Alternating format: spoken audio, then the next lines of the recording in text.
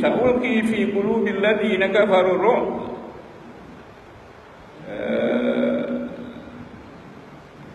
Ibnu Katsir kata di sini ar-ru'bu, ketakutan itu adalah muzillah, rasa takut, rasa hina, sigar, rasa kecil. Jadi cukuplah takut, apalagi gundah, takut, gundah, apalagi dan sejenisnya. Kemudian merasa dia hina dan merasa dikecilkan, tak ada makna. Dan itu memanglah jadi Allah Subhanahu wa taala dalam ayat yang lain dikatakan sayusibul ladzina ajramu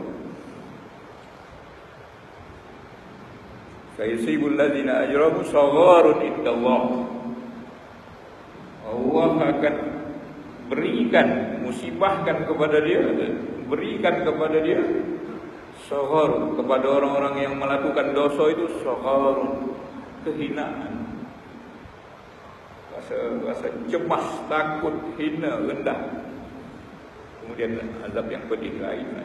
Jadi tuan-tuan, di dunia dapat azab yang pedih, di akhirat pun dapat. Jadi ini pun macam tu.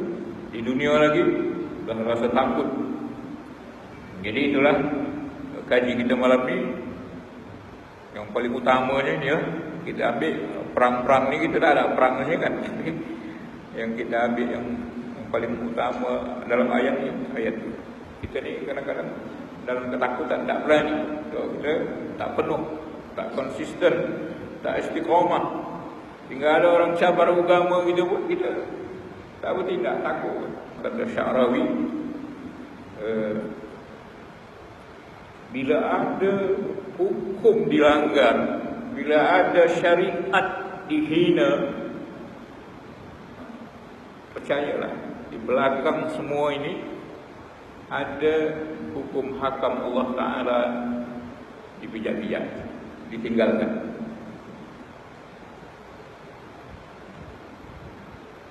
Berikan saya bahasa hamka.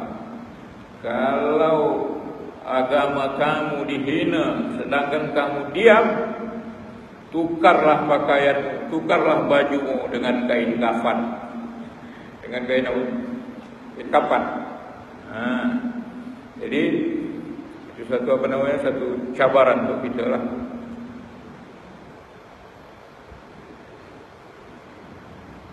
Kemudian dalam ayat itu dikatakan lagi, fadribu fawqal a'naq wadribu minhum kulla banan.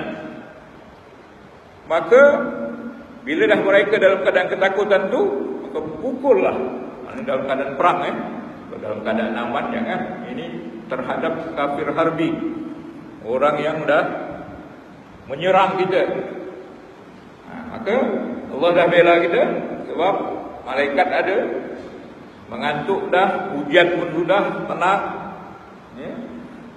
tak ada rasa takut lagi, badan dah sehat sebab dah sempat tidur malam tadi. Fadribu, maka pukullah mereka. Cara berperang adalah fawqal a'naq, di atas tengkuk. Menukul di tengkuk, pukullah atasnya supaya cepat mati. Khilaf ahli tafsir, fawqal a'naq tu ada yang katakan di atas tengkuk ni, tengkuk ni lah. Ada yang kata di kepala. Tak kisahlah mana-mana terjemahan tu, tapi yang pasti kawasan itulah kawasan yang bila itu dipancung, musuh akan mati segera.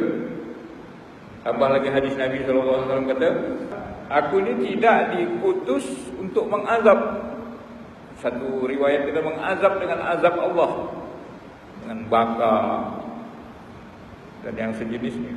Tapi aku ni diutus, inna babu istu darbil a'naq. Aku ni diutus untuk penggal kepala kalau berperang. Jadi tuan-tuan, dalam peraturan perang di Islam ni bukan sekadar sembahyang, puasa, zakat, haji je.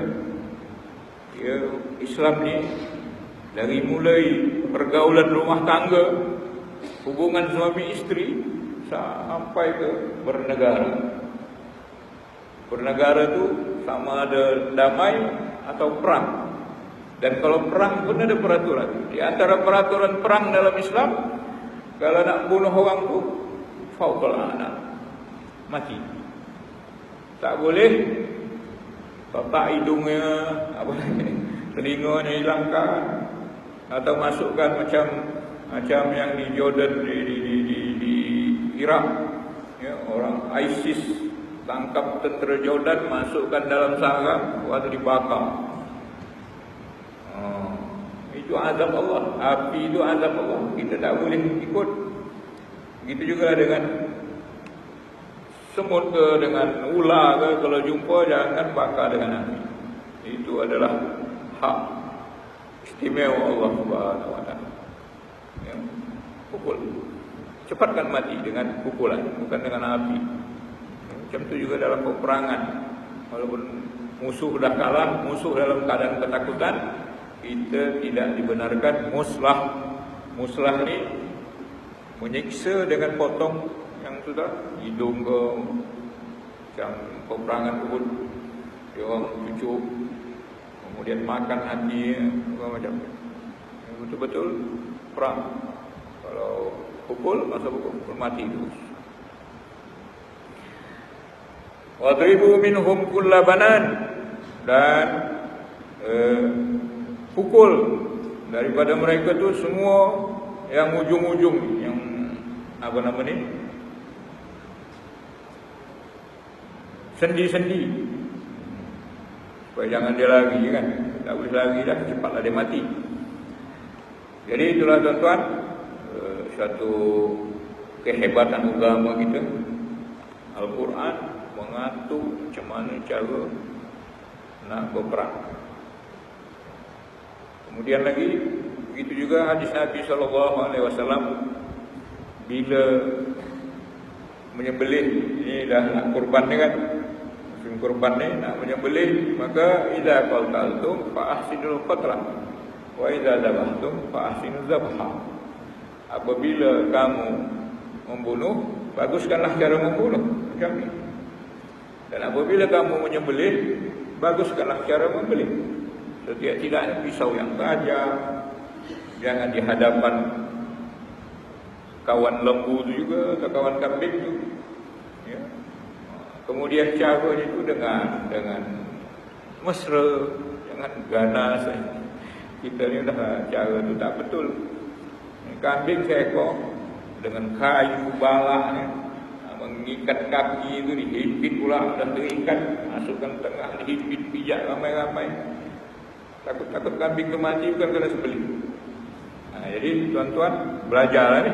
Ada dalam YouTube, ada beberapa cara teknik nak menumbangkan lembu tu, dengan cara ikat dari badan dia, depan dan belakang. Tuan-tuan carilah tu, ada. Jadi agak mesra. Mesra pelanggan lah. Jangan macam yang biasa orang buat macam tu, sehingga mengerikan. Jadi itu peraturan dalam agama kita. Bermuamalah tu, walaupun muamalah dalam perang pun ada, ya. Mengapa dibuat seperti itu? Diberikan rasa takut. Kemudian kalau nak perang tu pukul kepala atau tongkok itu, kemudian kaki, tangan dia. Zalika bi annahum syaqqullaha wa rasulah. Yang demikian itu dibuat sebab mereka bi annahum, sebab mereka sungguh-sungguh syaqqullah, telah melawan, memusuhi Allah, wa rasulah, dan memusuhi Rasul. Jadi tuan-tuan, bila ada orang memusuhi Allah, memusuhi Rasulnya, maka itu adalah kewajiban kita memerangi mereka. Cuma kita tadi tu, bukan orang tu yang takut, kita yang takut. Terbalik mereka, azab lah kepada kita ni. Patutnya apa dia kata, saulki fi qulubil ladzina kafaru ar-ru'ba, campakkan rasa takut tu kepada orang yang kafir. Ini sekarang ni kita yang takut. Terbalik. Jadi tentu ada something wrong, kata orang kan. lagi kadang-kadang memusuhi Rasul. Rasul tak ada lah dah sallallahu alaihi wasallam, tapi sunnahnya takkan dimusuhi sunnah oleh golongan-golongan anti hadis. Payahlah kita. Tuan-tuan, kita nak tahu sunnah dengan sunat, bukan sunat berkhatam. Sunnah itu cara hidup. Jadi bila cara hidup tu disandarkan, dinisbahkan kepada Nabi SAW, itulah sunnah, itulah hadis. Jadi kalau ada yang kata hadis boleh buat, boleh tidak, silap besar. Hadis adalah sumber syariat yang kedua selepas Al-Quran. Sumber syariat yang diakui oleh, yang disepakati oleh ulama, Al-Quran, hadis, ijma', qiyas, dan ada yang lain-lain lagi, cuma khilaf ulama. Tapi yang empat ni confirm, ulama sepakat bahawa itu adalah sumber. Jadi kalau sumber tak boleh diingkari. Yang boleh buat, boleh tinggal itu sunat. Dalam bahasa Melayu bahasa Arabnya mustahabbah. Mustahabbah, disunatkan, dianjurkan. Bayang, rawatib, zikir lepas bayang, itu disyorkan. Itu boleh buat, boleh tidak. Tapi kalau sunnah, ia super dengan Al-Quran, sumber syariat. Tak tahu lah, mungkin orang silap pun antara sunnah dengan sunat.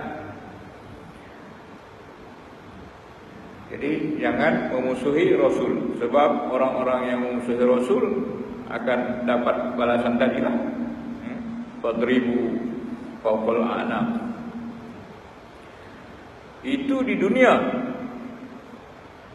Kemudian lagi, wa may yushaqiqillaha wa rasulahu fa innallaha syadidul iqab. Siapa-siapa yang memusuhi syaqqa ni, belah. Tuan-tuan, kalau ada satu benda dibelah dua, ini satu syak, ini satu syak. Syikil aiman dan syikil aisar. Ini sebelah, ini sebelah. Jadi maknanya kita bila tidak ikut Allah Subhanahu Wa Taala, maka hukum Allah lain sebelah sana, kita sebelah sini. Lain sisi, lain keadaan, lain tempat. Itu asalkan daripada syaqqa. Syaqqa ni membelah, mengoyak. Jadi wa may yushaqiqillaha wa rasulah, siapa-siapa yang melawan, dia tak nak ikut Allah Subhanahu Wa Taala, dia cari pihak yang lain. Jadi wa may yushaqiqillaha wa rasulah, siapa yang melawan Allah dan Rasulnya, memusuhi Allah dan Rasulnya, fa innallaha syadidul iqab. Maka ketahuilah bahawa Allah itu syadid, maha bersangatan, iqab, siksaan, ini ancaman kepada kita, supaya kita ni jangan sampai melawan Allah dan Rasul. Melawan Allah, melawan kitab. Kitab cakap macam ni, maka kita cakap macam lain pula. Melawan Rasulnya, Rasul dah meninggal sallallahu alaihi wasallam, kita ni pula bersama hadis ni. Jadi bila hadisnya dilawan, dikatakan tidak sah atau ini bukan ajaran Islam, dah Rasul sallallahu alaihi wasallam menyembelih kurban.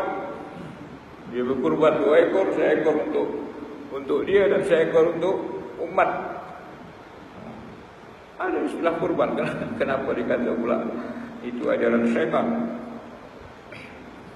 Hati-hati, syadidul iqab. Allah akan azab orang yang seperti itu dengan azab yang syadid, ya, sebab Allah itu adalah sangat pedih iqab.